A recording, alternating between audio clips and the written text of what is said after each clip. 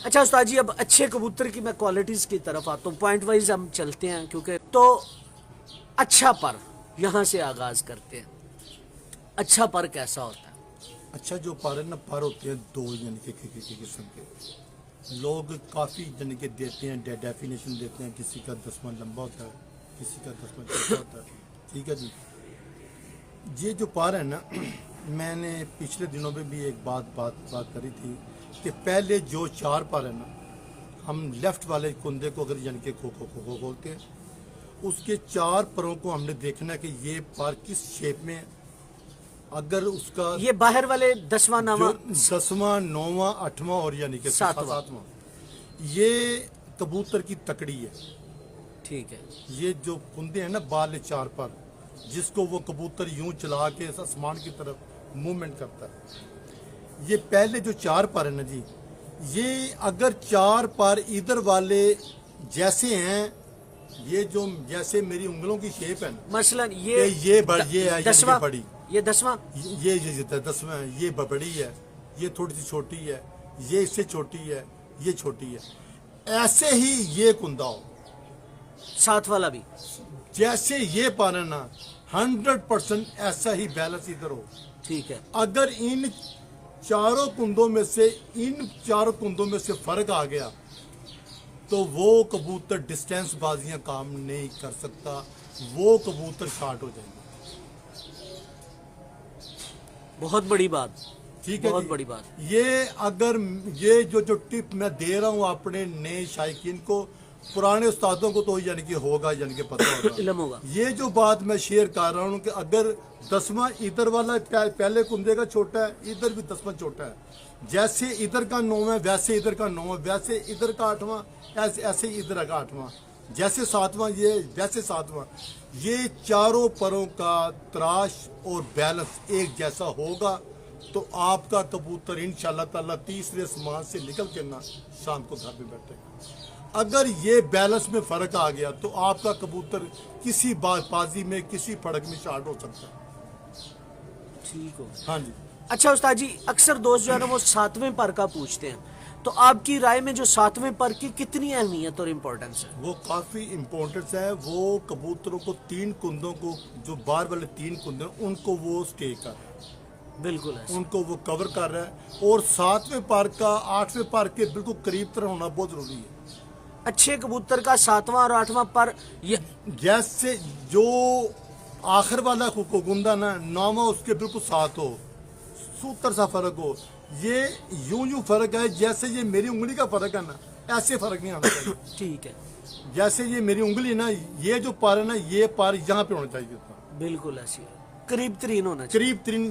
पहले कुंदे से लेकर 10वें कुंदे तक सारे परों का करीब तरीन होना बहुत जरूरी है। वो फाइन जन के है कुंदा। हाँ जी, ठीक हो गया। और इसके अलावा उस्ताद जी जो आगे आ जाती है बगल के साथ वाले जो पार हाँ है, जी। उनके बारे में आपकी क्या राय है? बगल का जो 7 वाला पार है ना, जो कुंदे का जो पहला पार है ना, वो मैं दोस्तों को काफ़ी बार मैं कह चुका हूँ कि बगल का जो पार है ना, उसका जो पहला कुंदा ना, उसका इतना बड़ा होना बहुत ज़रूरी है। ये बगल का आखिरी पार है और ये कुंदे का यानी कि पहला। क्यों जरूरी है उस्ताद जी? वो ब्रीडर कबूतर की यानी कि निशानी, जो अच्छा कबूतर है ना, ये एक बैलेंस है। ठीक है। जिस कबूतर का जीन्स और उसका बैलेंस और वो जोड़ा लगाई में बहुत अच्छा फाइन जोड़ा बना हुआ ना, उसमें ये क्वालिटी यानी क्या आएगी। जो अच्छा जोड़ा नहीं लगा हुआ, वो जैसे आप कहते हैं कि उड़ने वाला या ब्रीडर, जिसमें ये सिफ्त नहीं आई, मैं ना उसको ब्रीडर गिनता हूँ ना उसको उड़ने वाला मानता हूँ। नहीं उस्ताद जी, मेरा सवाल ये है कि आपने ये बात बता दी, आपने पहले भी बताई है, लेकिन उन इंटरव्यूज में से आपने बता दी, उन्होंने एक्सेप्ट कर ली। मेरा ये छोटा सा सवाल है कि ये पहला पर बड़ा होना क्यों जरूरी? आपने बता दिया ये ब्रीडर की अलामत है, लेकिन कबूतर के परवाज के दौरान ये क्या फायदा देता है? ये एक स्टेक ही है ना। जैसे मैं आपको पर बता रहा हूँ कि बार वाली जो है ना यानी कि शेप, हाँ जी, ये कुंदा यहाँ पे आएगा तो जो पहले पर है ना उनका यानी कि बनेगा, यानी ये कि बैलेंस तब बनेगा जब ये पीछे वाला ऊपर जो जाएगा। मैं 4 पार में यानी कि आपको यानी कि बता रहा हूँ ना, जिसके नदीम ये वाला जो पार आ गया ना, उसके बार वाले चारों पार एक जाए यानी कि जैसे एक जैसे है। हाँ जी, उसकी शेप खराब नहीं होगी। ठीक आप चाहे आपको कोई फॉलो भी यानी कि कर रहा है, आप कहीं पे बैठ के वो कुंदे कबूतर किसी का कुंदा खोल रहे हैं, आपको ऊपर से कोई बंदा पिक कर रहा है, तो आप पूरा कुंदा ना खोलें, वो बगल के साथ ही जो पहला पारा है ना उसको फॉलो करें, तो आपको पता लग गया कि ये कबूतर आपके है, यानी कि शौक वाला जो बात आप इसमें देखना चाहते हैं वो इसमें है। ठीक हो। अच्छा उस्ताद जी, अब बात करते हैं बगल की। अब आपके इसी सवाल के मुताबिक, ये मेरी ऑफ द रिकॉर्ड भी आपसे भी बात हो रही थी कि बड़ी बगल का क्या पैमाना है। अगर देखा जाए, आप जो बता रहे हैं पहला पर बड़ा है, पहला पर बड़ा हो गया, तो उस हिसाब से अगर पहले पर के हिसाब से देखें तो फिर बगल छोटी हो जाएगी। तो हमें जरा जो बड़ी बगल है उसकी बनावट, उसकी बनतर और उसका पैमाना भी बता दें आज। जो बगल के पार है ना वो 10 पार है, ठीक है जी। जो पहले 5 पार है ना बगल के, हाँ जी, वो सेम थिंग एक जैसे होना चाहिए, उनका कटाव एक जैसा होना चाहिए। ठीक है, ठीक है जी।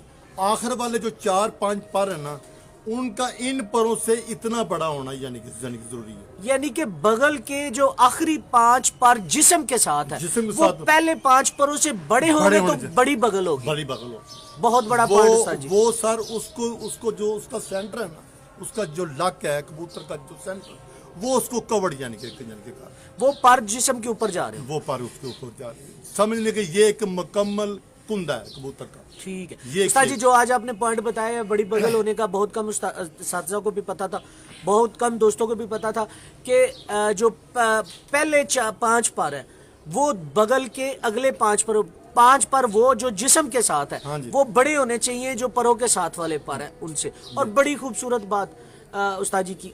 इसके बाद उस्ताद जी पर पूरा करने के बाद आगे चलेंगे। जो कुंदा होता है, मतलब जहाँ पे पर लगे होते हैं, उसकी बनावट कैसी होनी चाहिए? वो मोटा होना चाहिए, बारीक होना चाहिए, पतला होना चाहिए या चौड़ा होना चाहिए, भी बताइएगा। देखो जी, वो कबूतरों की नस्लों पे हैं, हर कबूतर की अपना अपना यानी कि पर है, अपनी अपनी यानी कि शेप है।